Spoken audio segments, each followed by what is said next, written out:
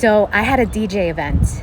This was years ago, and it taught me something so powerful that most people can spend their whole lives chasing something that they could have given themselves.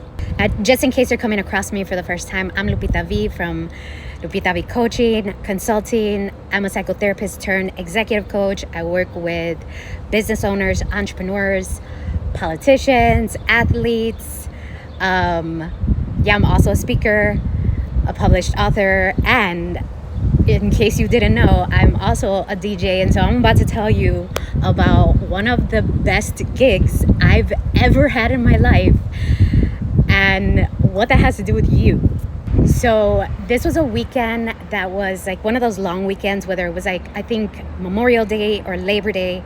And my DJ instructor, who was at the time a really big, or he could still be now, I haven't checked in on him, it's been a while, but was super big overseas. He was a really big DJ and producer overseas. And at the time I was with someone and he did hip hop and R&B, and then it was myself, and this was going to be an all vinyl set. Like everyone had to DJ vinyl. And there were, within the DJ community, there were people that didn't believe that I was a real DJ, or they didn't believe that I could do vinyl, even though I learned on vinyl. So this was a really big deal. And also this was a time where like a lot of people, like, you know, if you're a DJ or if you're old school, then you know that DJing vinyl is difficult. And so it's a big deal when DJs want to do it. It's definitely an event that you want to go and check out, and it's really vibe too. So it was a very like electric and alive day and event. So I think it was like the day before, or maybe like 48 hours, like 2 days before, my instructor at the time, the big producer that I just mentioned, he decided on the lineup. He's like, okay, so Lupita will go first, and then that guy, right? Let's just call him P. P will go second, and then I will go last, since he was the headliner, right? And he got to the venue ahead of time, which is what usually most DJs should do. He got to the venue ahead of time. He was feeling out the vibe, and just because it was in Logan Square too. So it was a big holiday weekend, right? And once we got there, I came with my records. He was like, I think that we need to change the lineup. The vibe just doesn't match. So I'm going to go first, meaning he, the producer, the headliner is going to go first. P is going to go second, and Lupita is going to go last. And I was just like, what? I'm going to headline. Like, I was really nervous and scared, but I need to give you some context on that. So they didn't know this. My instructor headliner didn't know this, but I had been practicing an all house vinyl set. I don't even know how long I was practicing it. It could have been maybe a year. I don't really know. But I used to practice this set, just visualizing this big crowd in front of me and everybody just jamming, like, yeah, just like losing their shit to my set. And I'm just like, you know, dropping the bass and bringing in the beats at the right time, and even adding like a little bit of scratching and stuff like that. Like, I had practiced this set so many times. I knew it I knew it better than anything I've ever known before. And so when he told me that, I was like, it just clicked in my head, like, yep, I already know what I'm gonna do. And I knew at the time, the guy that I was with, P, he would have loved to take in that spot of being last, but it was given to me. So I was just like, okay, I'm gonna do it. I didn't even think of anything except for the set.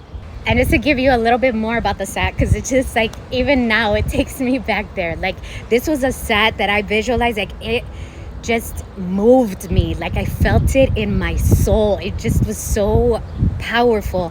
And it had remixes of like some of my favorite pop songs, and I was just like, oh my gosh, this is perfect. This is perfect. So I was just like so excited to do it.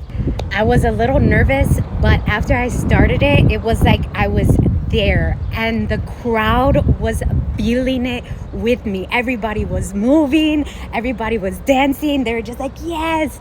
They were fucking losing their minds. And I had old school DJs there. Old school DJs came out to see me, to see if I could actually like DJ on vinyl, and they were giving me the nod, like, and I was just like, yes, fuck yes. Oh my gosh, it was so amazing. I don't know if you ever seen The Matrix, I forgot which one it is, like Reloaded or whichever one, where they were doing like the underground like dancing, where everybody was like kind of sweaty and everybody was just like really one in unison and just feeling it and together. That's exactly how it was. Oh my gosh, it was fucking electric. It was amazing. It was way better than anything I had ever imagined. And then the manager, I was on my like third to last song, and I was bringing in the bass at the right times. Everything, it was just all so perfect, and everybody was just like vibing. We were one. It was like they felt my soul. We were together. And so on the third to last song, the manager comes over and says like, hey, you know, like, you gotta cut it, this is the last song. And then everybody started to boo. They're like, boo. And then some people started to say, one more song. And then everyone, there was like 200 people there. Everyone was chanting this. Everyone was saying, one more song. So I was like, fuck it, I'm gonna do it. And then, so I started to play. I played 2 more songs. And then the manager came over again. And he's like, hey, you know, you gotta stop. And then they started to boo again. And they're like, one more song. It was so fucking amazing. And then after the set,